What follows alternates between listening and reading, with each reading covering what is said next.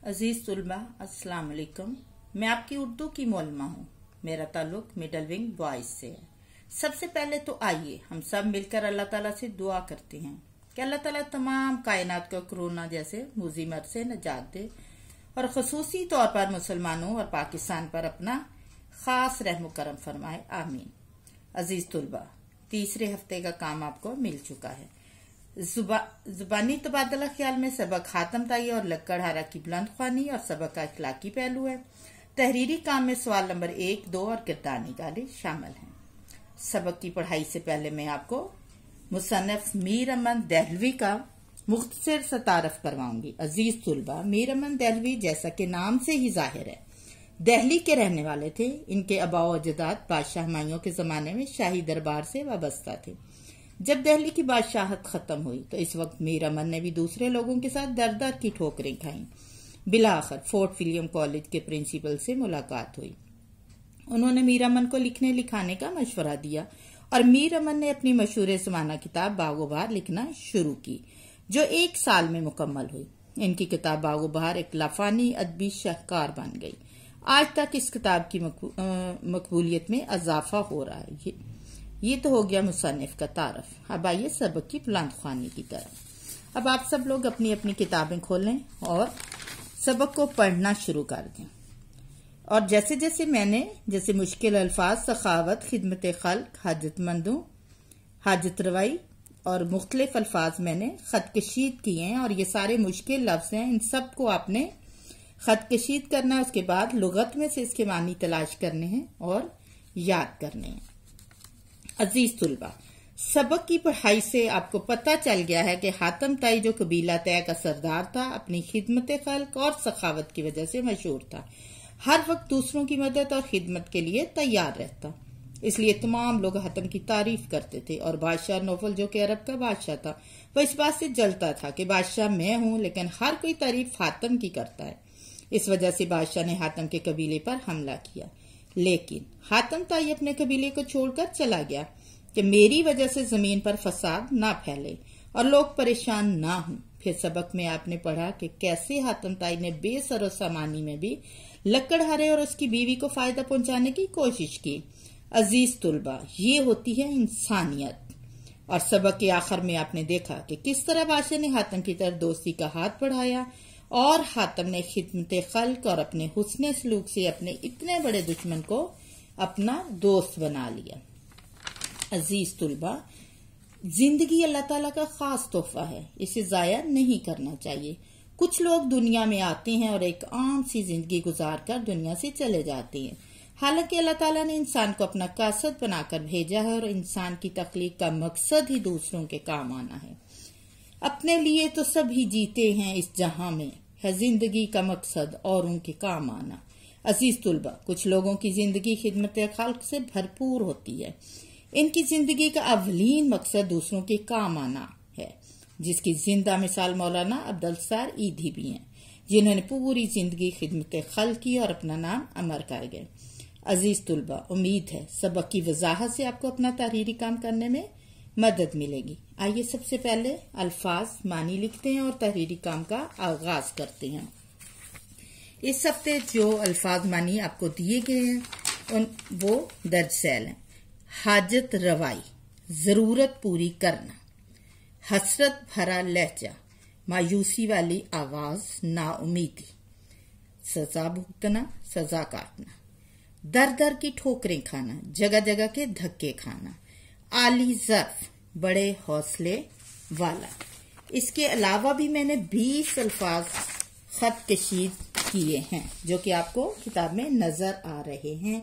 आपने इनका तलफ्फुज सीखना है, इस तरह आपके जखीरा अल्फाज में इजाफा होगा। अब आते हैं सवाल नंबर 1 की तरफ। सवाल नंबर 1 के जवाबात लिखने से पहले चंद बातें जहन नशीन कर लें।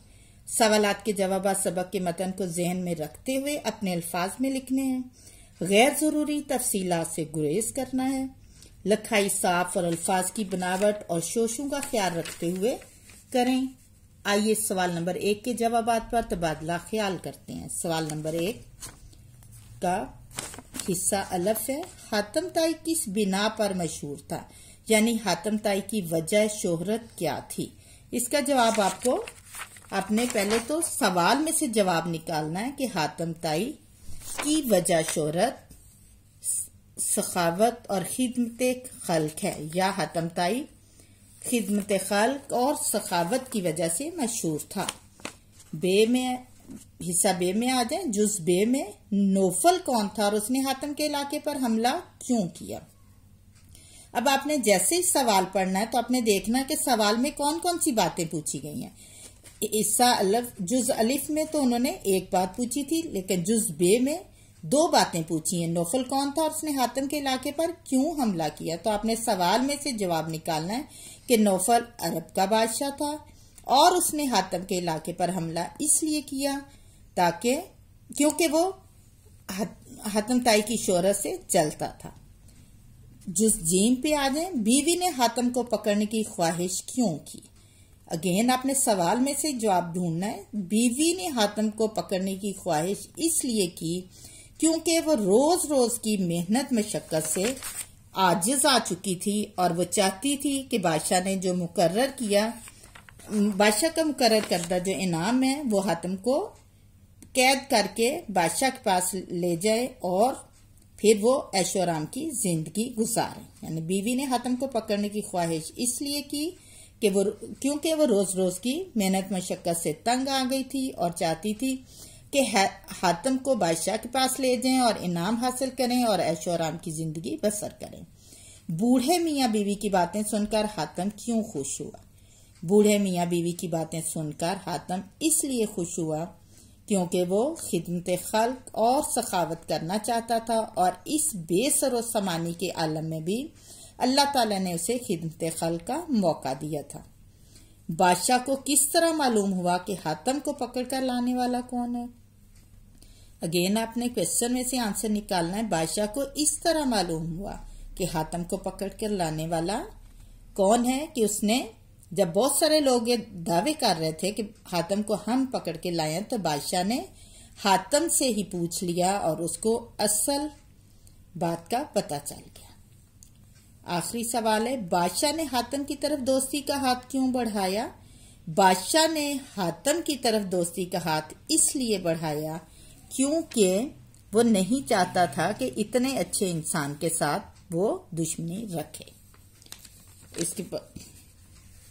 जी उम्मीद है सवाल नंबर 1 आप आसानी से हल कर लेंगे। फिर भी किसी किस्म की मुश्किल हो तो अपनी उर्दू की साथ से राब्ता कर सकते हैं।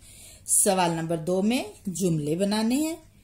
जुमले बनाने से पहले भी आप चंद बातें याद रखें। अल्फाज और मुहावरात के मानी आपको आने चाहिए, जुमले जमात के मेयार के मुताबिक और ग्रामर की रूह से दुरुस्त होने चाहिए। हमेशा बामानी जुमला बनाइए। जुमले बनाते वक्त इनके मायने नहीं बल्कि अल्फाज ही को इस्तेमाल करते हुए जुमला मुकम्मल करना है। आइए अब हम जुमले बनाते हैं। जुमलों से पहले आपको इनके मायने पता होना चाहिए। हमा वक्त, हर वक्त। हमें हमा वक्त अल्लाह ताला से भलाई की दुआ करते रहना चाहिए। मालो मता, मालो दौलत। अल्लाह ताला की अता करदा मालो मता से हमें गरीबों का हिस्सा जरूर निकालना चाहिए। बेसरो समानी, सामान के बगैर। हातम ताई ने बेसरो समानी के आलम में भी बूढ़े मियाँ बीवी की मदद की। ऐशो आराम, ऐशो आराम। ऐशो आराम की जिंदगी गुजारते हुए हमें अपने इर्द गिर्द मौजूद मुसीबत ज़दा लोगों का ख्याल रखना चाहिए। ऐशो आराम का मतलब है आराम की जिंदगी। मुसीबत ज़दा लोगों की मदद करके मुझे रूहानी खुशी हासिल होती है। गुन गाना, हर कोई मौलाना अब्दुल सत्तार ईदी के गुन गाता है। खुदा वास्ते का बैर होना, बादशाह को हातम से खुदा वास्ते का बैर हो गया। खुदा वास्ते का बैर होना, ख्वाह मुखा की दुश्मनी होना, चढ़ाई करना, हमला करना। जब भारत ने पाकिस्तान पर चढ़ाई की तो पाक आर्मी ने उन्हें मुंह तोड़ जवाब दिया। प्यारे बच्चों, ये तो मैंने आपको जुमले बताए हैं। अगर आपको नहीं जुमला बनाना आता तो आप ये जुमला लिख सकते हैं, लेकिन कोशिश करें कि आप खुद से अपने जुमले बनाएं। अजीज तुलबा, किरदार निगारी के अलावा इस हफ्ते में उर्दू अलफ का काम मुकम्मल हो गया है। किरदार निगारी के लिए अलग वीडियो और अहम नुकात दिए जाएंगे। इख्तिताम से पहले ये जरूर कहूंगी कि हमें भी नरम दिली, मेहमान नवाजी और सखावत जैसी खसूसियात को अपनाना चाहिए और कोशिश करनी चाहिए कि जिस कदर मुमकिन हो दूसरों के मुश्किल वक्त में इनके काम आए और इनकी मदद करें। आजकल हमारा प्यारा मुल्क पाकिस्तान बहुत मुश्किल वक्त से गुजर रहा है। अजीज तुलबा, आइए मिलकर अपने मुल्क और अवाम का साथ दें, इन लोगों की मदद करें जो मुश्किल में हैं। उम्मीद है आप इस कार खैर में जरूर अपना हिस्सा डालेंगे। अल्लाह ताला आपको और आपके अहले खाना को अपने हिफ्ज़ो ईमान में रखे, आमीन। करो मेहरबानी तुम अहले ज़मीं पर, खुदा मेहरबान होगा अर्शे बरी पर। अल्लाह हाफिज।